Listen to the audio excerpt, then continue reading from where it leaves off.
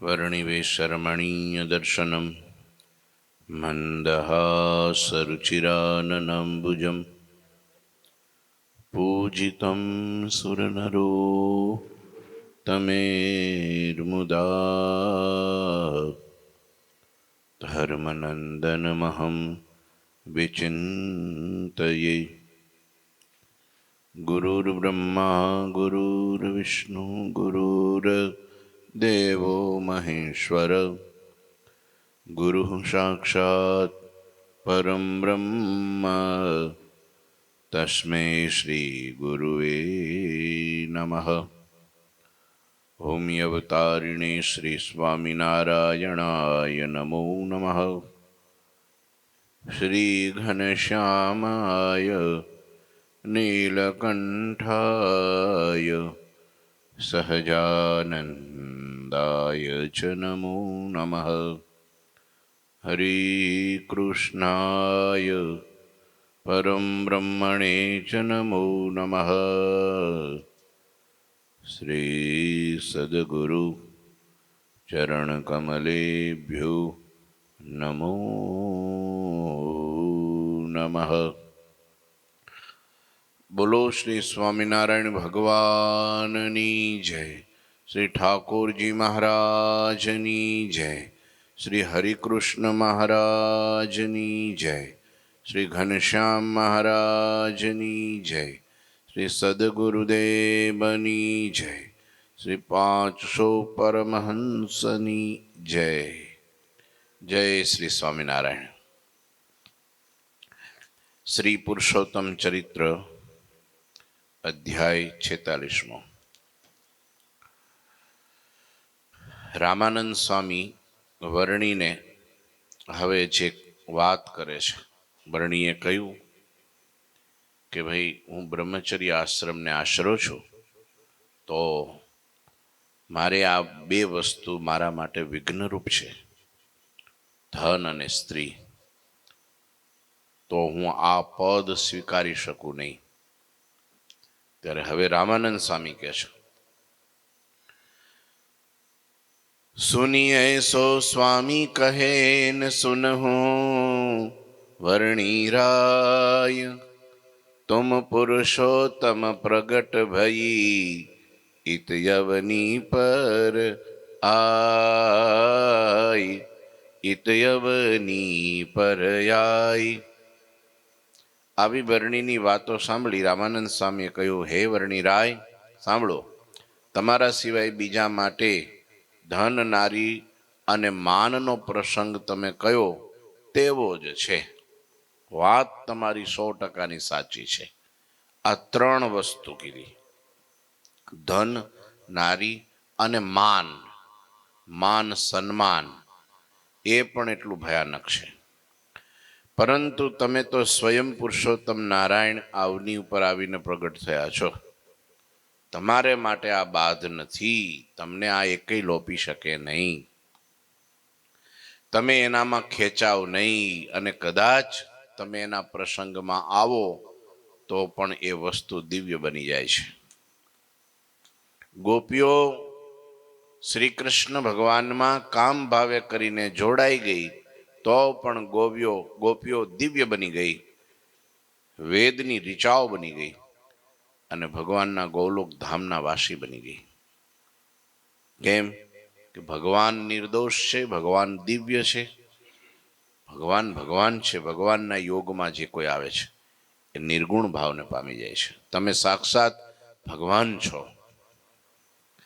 तुमको बंधन करही ऐसा, त्रिभुवन में नहीं पदार्थ तैसा, कोटि मिले जो रति समनारी, तदपि न तुमको बंधनकारी, तुम योगेश्वर के योगीशा, सदा स्वतंत्र श्री जगदीशा, तुम निर्मल वैराग्य निधाना, अविचल है तब आत्म ज्ञाना, સ્વામી કહે છે, હે વર્ણી, તમને બંધન કરી શકે એવા પદાર્થ ત્રણેય લોકમાં ક્યાંય છે નહીં. કદાચ કામદેવની રાણી રતિ એવા કામદેવની રાણી રતિ સમાન કરોડો નારીઓ મળે, છતાં પણ તમને એ બંધનકારી થાય તેમ નથી. તમે શેમાંય લોભાવ એમ નથી. અને મહારાજે પણ વચનામૃતમાં કહ્યું છે, અમે દેશ વિદેશ ફરીએ છીએ, અનંત જગ્યાએ અમારા મોટા મોટા સન્માન થાય છે, લોકો ધનના ઢગલા કરે છે, સોના ચાંદીના દાગીનાઓ પહેરાવે છે, અમારે માટે મેવા મીઠાઈઓ લઈ આવે છે, અમને રથ પાલખીને હાથી ઉપર અમારી સવારીઓ કાઢે છે. પણ અમે જે કાંઈ આ ગ્રહણ કરીએ છીએ એ જો અમે અમારા સુખ માટે ગ્રહણ કરતા હોઈએ તો અમને પરમહંસના સમ છે. મધ્યના 13માં મહારાજ કે જેમ પૂછલેલ ઢોર હોય અને એને જ્યાં સુધી અધર જાલી રાખો ત્યાં સુધી ઊભું રહે, પણ જેવું એને મૂકી દો એટલે ધબ દે નેઠું પડે. એમ અમે જોરાવરે કરીને પંચ વિષયમાં વૃત્તિ જોડીએ છીએ તો માંડ માંડ જોડાય છે, પણ સહેજ ઢીલી મૂકીએ એટલે અમારા આત્મામાં સ્થિર થઈ જાય છે. અમારા ઇન્દ્રિયો અંતઃકરણને અમે કેમ પકડી રાખીએ છીએ? જેમ સિંહ બકરાને પકડી રાખે ને, જેમ હરપને હાણસામાં પકડી રાખે ને, એમ અમે અમારા ઇન્દ્રિયો અંતઃકરણને અમે પકડી રાખીએ છીએ. બાકી કોઈની તાકાત છે પકડી શકે? મહારાજ કે એવા નિષ્કામી તો એક આ નરનારાયણ દેવ છે, બાકી એની કૃપાએ કરીને બધા થાય. બાકી કોઈની તાકાત નથી કે આવી રીતનું ઉર્ધ્વ રેતાપણું રહેવાય.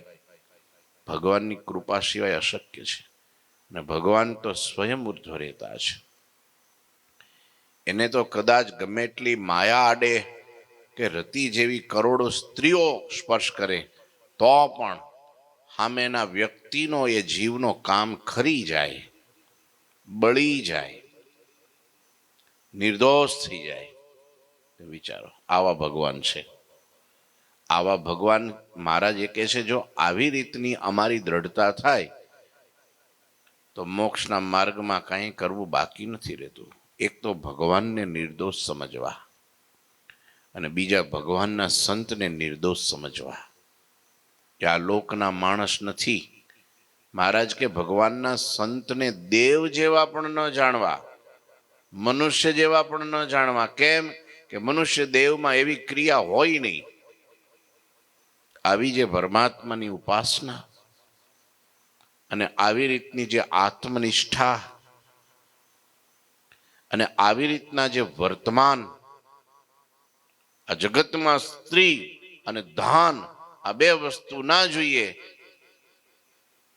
દ્વિભુજો પરમેશ્વર, ભગવાન વેદ વ્યાસે લખ્યું કે આ બેનો ત્યાગ જેણે કર્યો છે એ ધરતી ઉપર હાલતો ચાલતો બે ભુજાવાળો ભગવાન છે.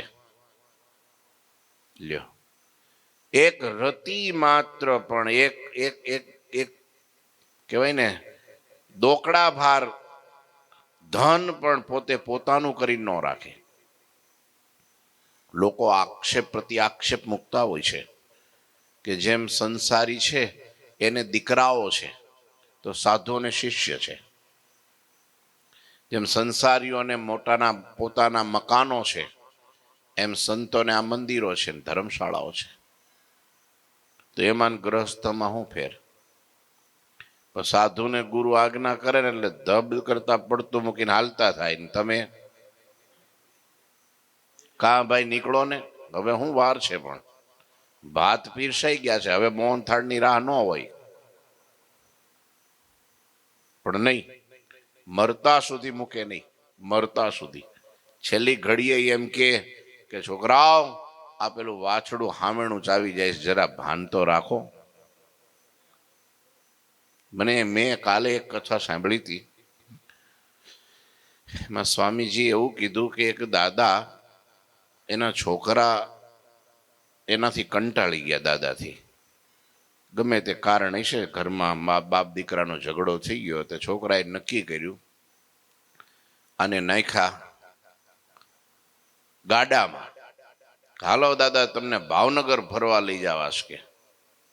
ઉપાડ્યા. ભાવનગર નો ગયા, દરિયાકાંઠે ગયા. કે દીકરા અહીંયા ક્યાં? તો કે અહીંયા તમને થોડુંક દરિયાકાંઠે હવાફેર કરવા, ડોક્ટર હારા છે ને, તમારા શરીરની ટ્રીટમેન્ટ કરાવી છે.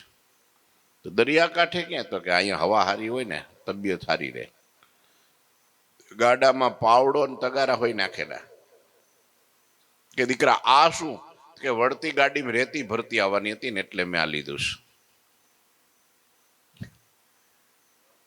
ત્યાં તો છોકરો મીંડો ગાડું છોડી અને ખાડો મીંડો ગાળવા. ત્યાં રેતીમાં ખાડો ગાળ્યો, પછી ત્યાં ગાડું બરાબર શું કહેવાય ઠાઠું ત્યાં મારી અને ઉલાળી મૂક્યું. દાદા ગયા અંદર. દીકરા આ શું કર્યું? તો કે હવે હું થાકી ગયો છું તમારાથી, હવે તમને સમાધિ આપવાની છે, જીવતા સમાધિ. તોય છેલ્લે દાદા એમ કહેતા કે દીકરા કાંઈ વાંધો નહીં, જેમ તારી ઈચ્છા એમ કર, પણ પેલું ભેંસ બાંધી છે ને આપણા ફરજામાં, હા, એ ખીલાની બાજુમાં એક માટલું મૂકેલું છે, નીચે દાટેલું છે, હા, 10,000 રૂપિયા એમાં છે. હું વયો જઈશ, પછી એ તારા કામમાં નહીં લાગે, એટલે તને કહેતો જાઉં છું, કાઢી લેજે. છૂટેશ? લ્યો બોલો. એક છોકરાએ એના બાપાને ઘરની બહાર કાઢી મૂક્યો. કાંઈ ક્યાંની વાત છે, કહું ખાંધલી ગામની.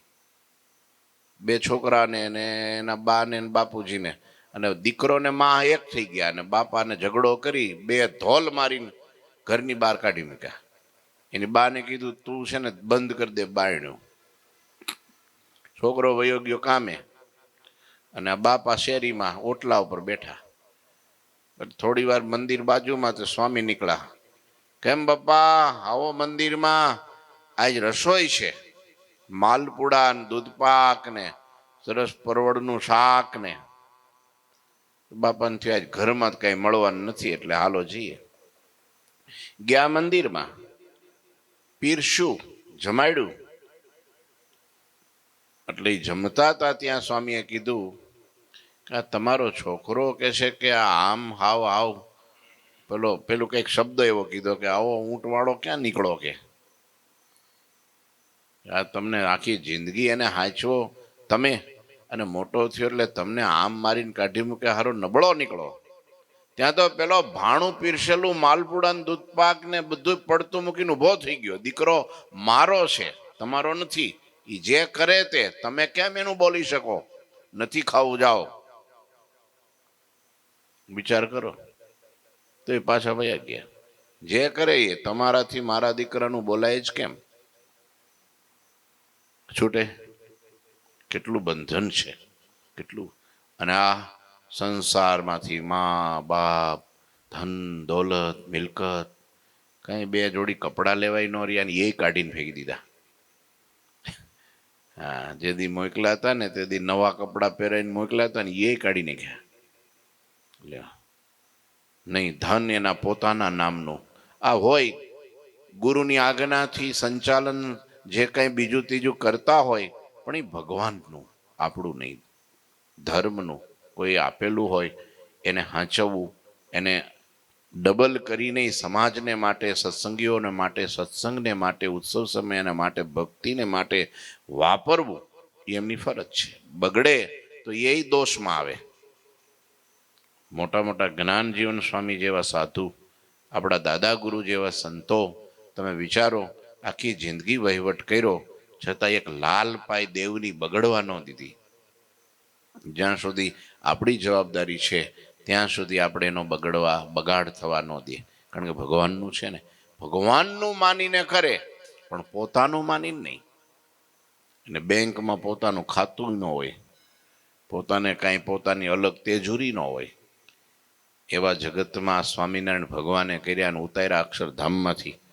આ તો જે માનવાનું કે મને એક જણાએ હમણાં કઈ રવિવારે આપણે ત્યાં પિકનિકમાં ગયા હતા ને, પેલું શિબિરમાં એક જણાએ પ્રશ્ન પૂછ્યો, એકલા બેઠા ત્યારે, મને કે આમાં હાચા કોને સમજવા? અહીંયા જાવ તો આમ થાય, અહીંયા જાવ તો આમ થાય, આને જાવ તો આમ થાય. ઓલા એ કે અમે હાચા, પેલા કે અમે હાચા, પેલા કે એ કે આ ખોટા, પેલા કે આ ખોટા, એટલે આ ખોટા. આમાં હાચા કોને સમજવા?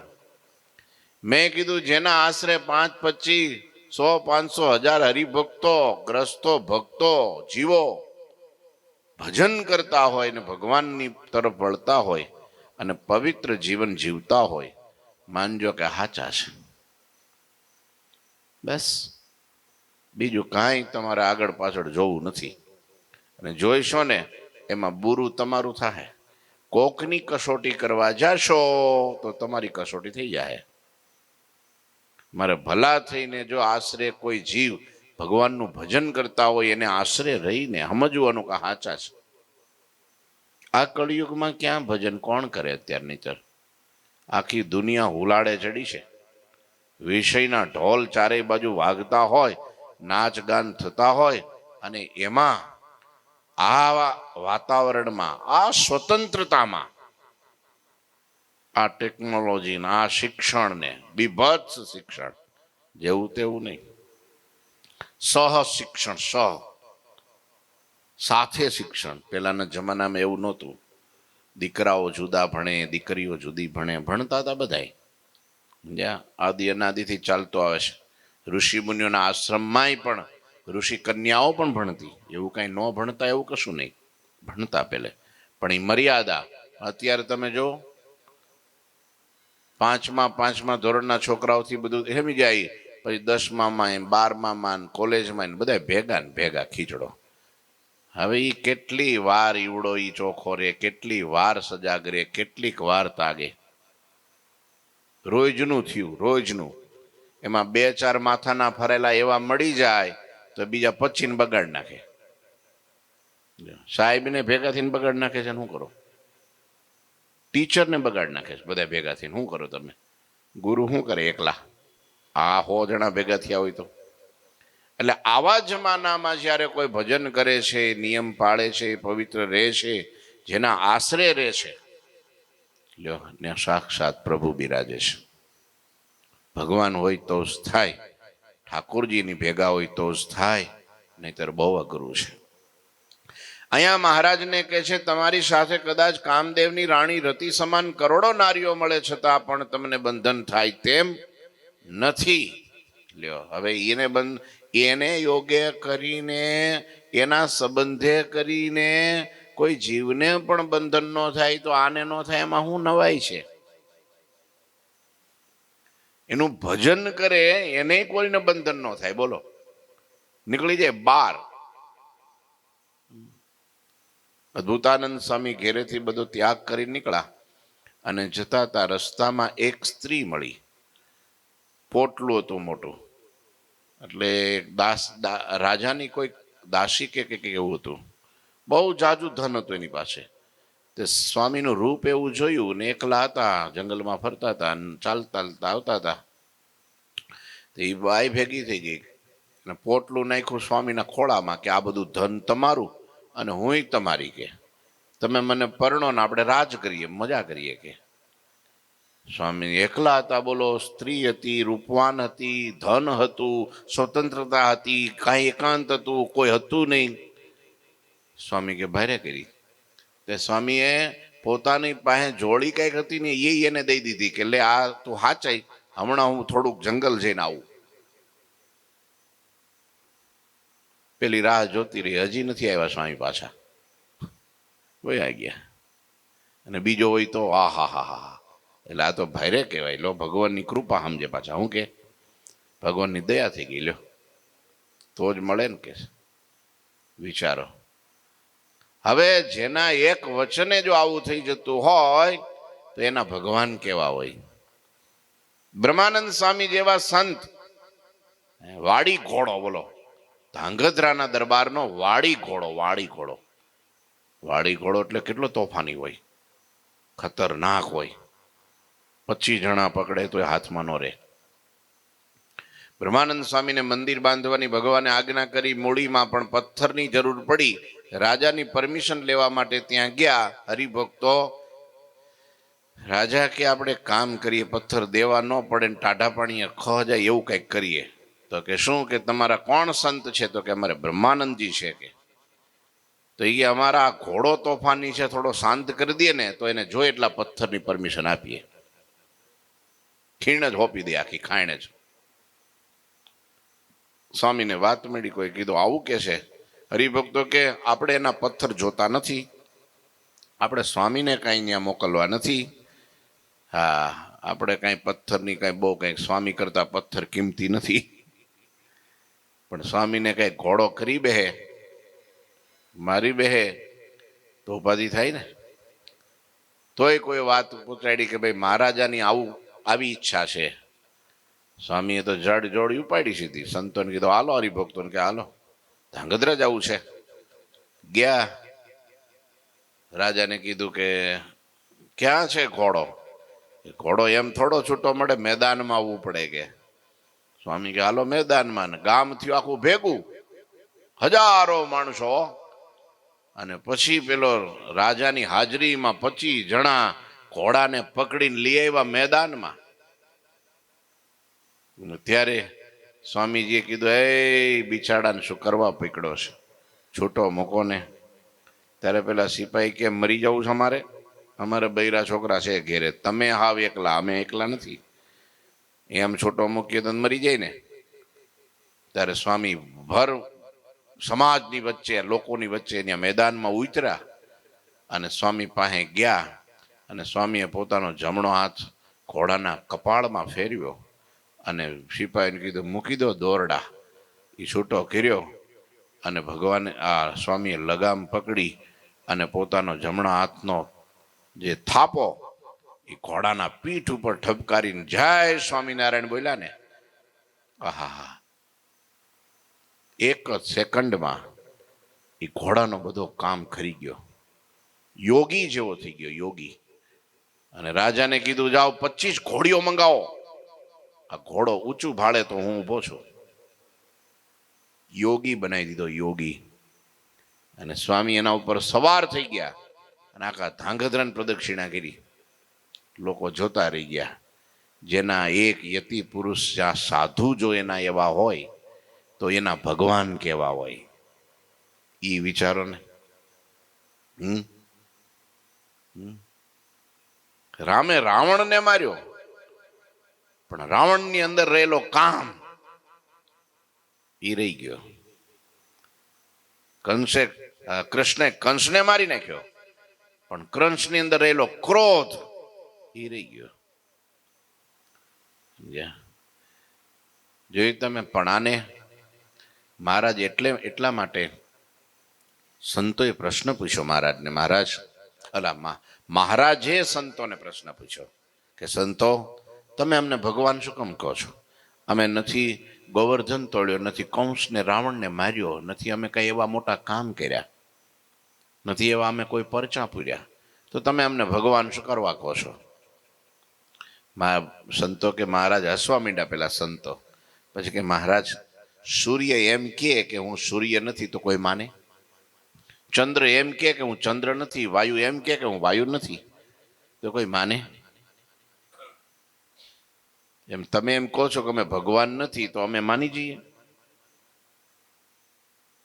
પછી સંતો કે જો પર્વત તોડવાથી ભગવાન થવાતું હોય તો હિરણાક્ષ નામનો રાક્ષસ આખી પૃથ્વીને લઈને પાતાળમાં વયો ગયો હતો, તો એની મૂર્તિ હોવી જોઈએ ને, એના મંદિરો હોવા જોઈએ ને, એની આરતી ભજન થવું જોઈએ ને. એક હિરણાક્ષનું મંદિર છે ક્યાંય? બોલો.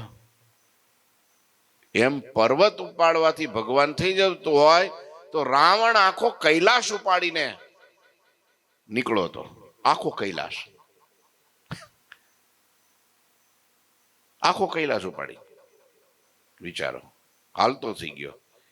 એ તો ગણપતિ રસ્તામાં મળી ગયા અને એમાંથી પેલું રાક્ષસ તાલ થયું. એ કથા લાંબી છે. હિમાલયમાં એક રાક્ષસ તાલ છે, એની જ બાજુમાં માન સરોવર છે. આ બાજુ માનસરોવર, વચ્ચે પહાડ અને આ બાજુ રાક્ષસ તાલ. માનસરોવર કરતા 3 ગણું મોટું છે એ તળાવ, આખું જળબંબાકાર.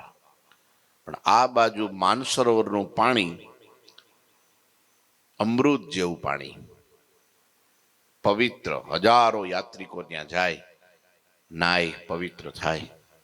અને એ જ પહાડની બાજુમાં ત્યાંથી બસ કેટલા નહીં જેટલા કિલોમીટર, 8-10 કિલોમીટરનો ફેર હોય તોય માંડ, એટલોય નહીં હોય, તરત બાજુમાં છે. પણ ત્યાં ચકલું એ ન ફરકે. તો વિચારો કેમ એમ? રાક્ષસ તાલ છે, રાવણનું બનાવેલું છે. કેમ બનાવેલું છે પૂછતા નહીં મને, બોલો. એટલે એમ જો પહાડો ઉપાડવાથી થતું હોય, મહારાજ સંતો કે છે મહારાજ, તો એની મૂર્તિ હોવી જોઈએ, એની આરતી થવી જોઈએ, એને ભગવાન તરીકે પૂજાવા જોઈએ ને. એમને કોઈને મારવાથી કઈ ભગવાન થવાતું હોય તો કેટલાય રાક્ષસોએ કેટલાય મારી નાખ્યા અંદરો અંદર યુદ્ધોમાં. અંદરો અંદર બાથડે ઝઘડે તો પેલાને કાપી નાખે, પેલાને કાપી નાખે, પેલાને કાપી નાખે, તો એ થઈ જાય ને.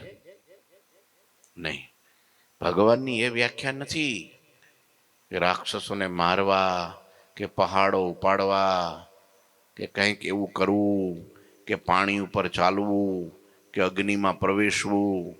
આજના લોકો કરે છે એવું બધું, અગ્નિમાં પ્રવેશી જાય, બોલો, આખા હોરા નીકળી જાય, કાંઈ ન થાય, કરે છે. મેલી વિદ્યાથી બધું થાય છે. એ પરચા નથી. પરચો આ મોટો છે, કયો કે ક્યાંય પણ લોભાઈ નહીં, નિષ્પૃહી રે, નિર્દોષ રે. ગમે એટલો યોગ થાય છતાં પણ એમાં લેવાય નહીં, એ મોટો પરચો છે.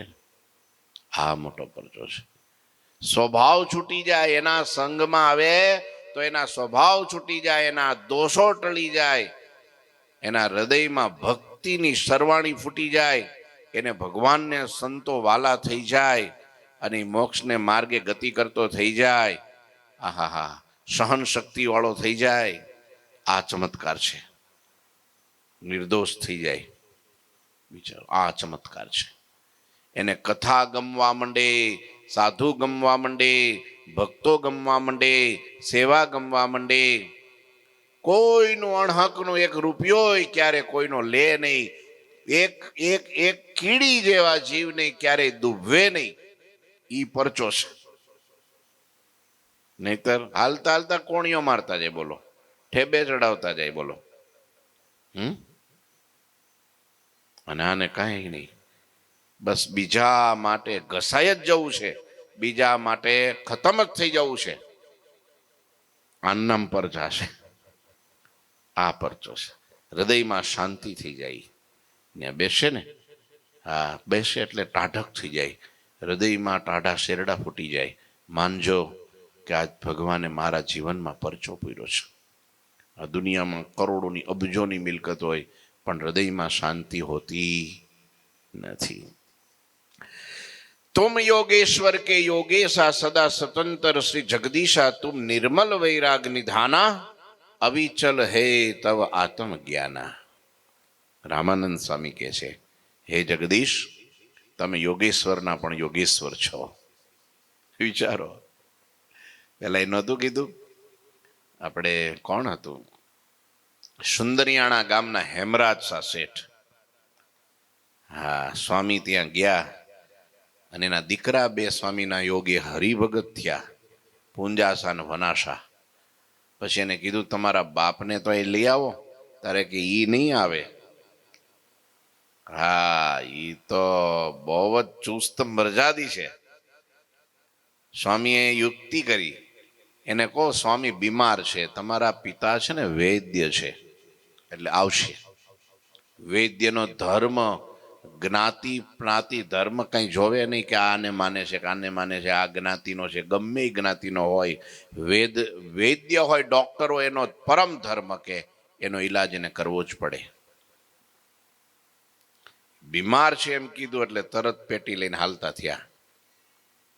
આવ્યા મંદિરે, સ્વામી સુતા હતા પથારીમાં, અને હાથ લીધો હાથમાં હેમરાજ શાહ શેઠે.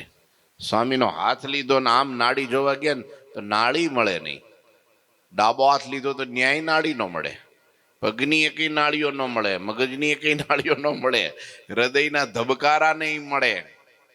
અને સ્વામી એના હામું જોયા કરે ને વાતો કરે, કેમ શેઠ નાડી હાથમાં નથી આવતી? તમે વિચાર તો કરો. શેઠ થાંભલા જેવા થઈ ગયા, એમને જોતા રહી ગયા, આમ ડોળા ફાટી ગયા કે આ શું જોઉં છું, એકેય નાડી હાલતી નથી અને આ સાધુ મારી યારે વાતો કરે છે. પગ પકડી લીધા અને ઢળી ગયા, સાષ્ટાંગ કરી લીધા અને પગ પકડીને એમ કીધું, તમે મારા યોગેશ્વર છો. અને તે દિવસે સ્વામી ઊભા થઈ ગયા કે બસ તારે હવે શેઠ મારા જેવા 500 યોગેશ્વર જેના ચરણની ધૂળી માથે ચડાવે છે એ પુરુષોત્તમ નારાયણ ભગવાન સ્વામિનારાયણ ગઢડામાં બેઠા છે, હાલો તમે. અને ત્યારે એ પેટી ન્યન્યન પડી રહી. મહારાજના દર્શન થયા અને હૃદયમાં નિશ્ચય થઈ ગયો કે આ ભગવાન છે. એ કંઠી બાંધી નિયમ રાખ્યા. છેલ્લે મહારાજ એને તેડવા જવાના હતા અને તે દિવસે હવે એને થયું કે મારો દેહ નહીં રહે. તેથી 2 છોકરાને બોલાવીને એમ કીધું કે મારે તમને મારી કોઈ મિલકતની ભલામણ નથી કરવી, પણ એક ભલામણ કરીને જાઉં છું, આખી નાત તમારા વિરોધમાં હાલશે પણ આ સ્વામી અને આ સ્વામિનારાયણને કોઈ દી છોડતા નહીં. તે દિવસે એના બાપના દાડામાં આખી નાત જમવા આવી, પતરાળા વાળા પીરસાઈ ગયા અને એના લોકોએ જેના જે કઈ મોભીઓ હતા એને કીધું કે તમે જો કંઠી કાઢી નાખો, તોડી નાખો તો અમે આ જમશું, નહીં તો તારા બાપનો દાડો અધૂરો રહે. અને તે દિવસે 2 સહજાનંદી સિંહો ગરજ્યા. એ તમારે જમવું હોય તોય કે છે કે જો આ પીરસેલું છે અને જવું હોય તો એ રસ્તો ખુલ્લો છે, એ આવો તો વેલકમ ને જાવ તો ભીડકમ. બાકી આ કંઠી જો અંદર નહીં રહ્યા, બહાર જ રહે. આમ એ નીકળે નહીં, પ્રાણ જાહે તો એ નહીં નીકળ્યા. આખી નાત ઊભી થઈને વહી ગઈ. પીરસેલા એમને પડ્યા રહ્યા. 2 દીકરાઓએ મહારાજને સમાચાર મોકલ્યા અને આ બાજુ 500 સાધુ ને હજારો હરિભક્તોનો સંઘ લઈ મહારાજ આવ્યા અને હેમરાજ શાહ શેઠનો દાડો કર્યો. લ્યો આ પરચા, બીજા કયા પરચા ભાઈ? આ પરચા જેના જીવમાં ભગવાનની હા પડી જાય કે આ પૂર્ણ પુરુષોત્તમ મારા ઈષ્ટદેવ, મારો ધણી, મારો માલિક, મારો સ્વામી. પછી ગમે એમ થાય ને ભગવાન ભિખારી કરી નાખે ને, રોડ ઉપર ઠીકરું લઈને માગવા નીકળવું પડે ને, તો એ ભગવાનના સ્વરૂપમાં અને આ સંતોમાં ક્યારે ને સંશય ન થાય. આ નામ તો પરચા છે, આ બીજા પરચા કયા?